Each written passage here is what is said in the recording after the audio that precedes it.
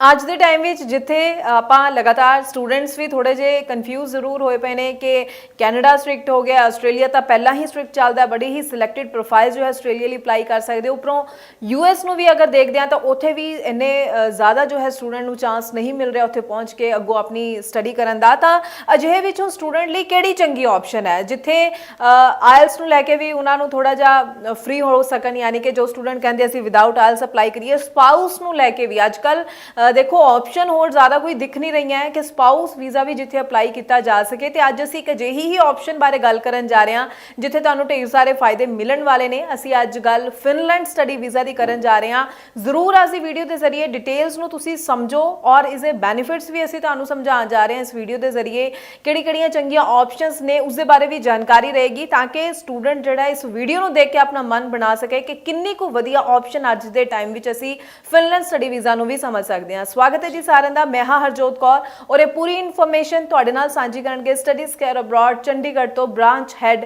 अनीता पंडराल जी साडे नाल ने। बहुत बहुत स्वागत है जी। सत श्री अकाल। सत श्री अकाल जी। सो अनीता जी, आपां लगातार देखो student a they time which बहुत ज़्यादा कन्फ्यूज नज़र आ रहा है तो तुसी देखो हर वारी स्टूडेंट्स नूं बहुत चंगी ऑप्शनस इन्हां वीडियोज़ के जरिए दे रहे हो कि किवें स्टूडेंट जो है अच्छी ऑप्शनस नाल अगे वधे अपने फ्यूचर की सैटलमेंट के लिए।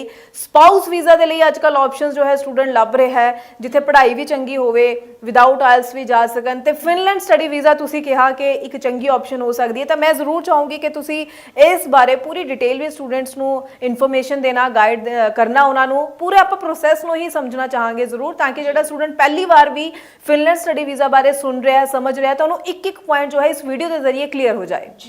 सो अगर बात करूं तो फिनलैंड जो कंट्री है दैट इज़ इन यूरोप।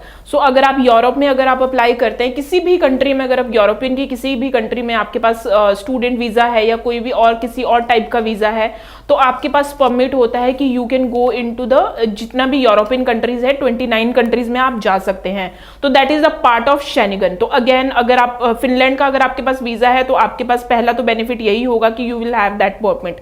उसके बाद अगर मैं बात करूं तो फिनलैंड एक ऐसी कंट्री है जहां पे अगर स्टूडेंट है वो चाहे विदाउट आइल्स एप्लीकेशन करना चाहे तो yes students can apply their application without ails. और अगर कोई स्टूडेंट है जो कि ऐसी ऑप्शन चाहता है कि नहीं अब मैं किसी ऐसी ऑप्शन में अप्लाई करना चाहता हूँ या चाहती हूँ जहाँ पे स्पाउस जो है हमारा जो स्पाउस है वो साथ में जा सके, तो again Finland is the option जहाँ पे आप अप्लाई कर सकते हैं। Yes, spouse applications are acceptable, there is no problem at all. अब अगर मैं प्रोसेस की बात करूँ तो फिनलैंड का प्रोसेस की मैं स्टेप बाय स्टेप आप लोगों को बताऊंगी। सबसे पहले तो आपका मैक्सिमम जो गैप है वो 5 इयर्स तक का गैप है वो एक्सेप्टेबल हो जाएगा फिनलैंड में। दूसरी चीज़ है without IELTS yes you can apply your application. Third, अगर आप बैचलर्स के लिए अप्लाई करना चाहते हैं तो simply you can apply in the bachelors. लेकिन अगर आप मास्टर्स के लिए अप्लाई करना चाहते हैं तो फिनलैंड का जो रूल एंड रेगुलेशन है वो ये कहते हैं कि मास्टर्स में अप्लाई करने के लिए you should have the 16 year of education, यानी कि आपके पास इंडिया में 4 साल की ग्रेजुएशन होनी चाहिए। अब बहुत सारे स्टूडेंट्स ऐसे होते हैं जिनकी जो बीबीए होता है, बीकॉम होता है, बीए होता है, यानी कि 3 ईयर का उनका ड्यूरेशन होता है बैचलर्स का as per are education system. सो ऐसे में क्या किया जाए, ऐसे में स्टूडेंट्स बिल्कुल जा सकते हैं अगर उन्होंने बैचलर्स के बाद कोई पोस्ट ग्रेजुएट डिप्लोमा किया है और अगर उनमें उनके 60% मार्क्स हैं तो yes students can apply for the masters. तो आप बिल्कुल मास्टर्स के लिए एलिजिबल हो जाते हैं। या फिर अगर आपने पीजी डिप्लोमा नहीं किया है, बैचलर्स के बाद अगर आपने मास्टर्स किया है but again that should be 60% आपके होने चाहिए, तो again you can apply your application in Finland. ये बहुत इंपॉर्टेंट चीज़ है, बहुत कम लोग आपको ये चीज़ बताएंगे कि ये एक रिक्वायरमेंट है फिनलैंड की। आपकी 16 ईयर ऑफ की एजुकेशन एक्सेप्टेबल होगी and the percentage should be 60% अगर आपने पोस्ट ग्रेजुएट डिप्लोमा या मास्टर्स किया है। उसके बाद ये है कि जैसे ही आपका ऑफर लेटर आ जाता है तो आपको ट्यूशन फीस पे करनी होती है। तो जो ट्यूशन फीस रहती है वो 1 साल की ट्यूशन फीस रहती है 7 से 9 लाख के करीब। उसके बाद स्टूडेंट को फंड्स शो करने पड़ते हैं, तो फंड्स की रिक्वायरमेंट बिल्कुल रहेगी, 30,000 यूरो की रिक्वायरमेंट रहेगी। तो अगर मैं बात करूं इंडियन करेंसी में तो समवेयर अराउंड 25 से 27 लाख के जो रिक्वायरमेंट है फंडिंग की वो रहती है, तो वो दिखाने पड़ते हैं। सो फंडिंग भी वो पूछेंगे आपसे, but yes you can discuss, हम आपकी प्रोफाइल को बिल्कुल डिस्कस कर सकते हैं, there is no problem at all. बहुत ज़्यादा ऐसे वाले रूल्स नहीं है कि आप अपने डॉक्यूमेंट्स ही ना क्लियर कर पाओ, तो ये चीज़ रहेगा। आपको जो मास्टर्स के बाद या बैचलर्स के बाद आपको जो पोस्ट स्टडी वर्क वीज़ा है वो 2 इयर्स का मिलेगा।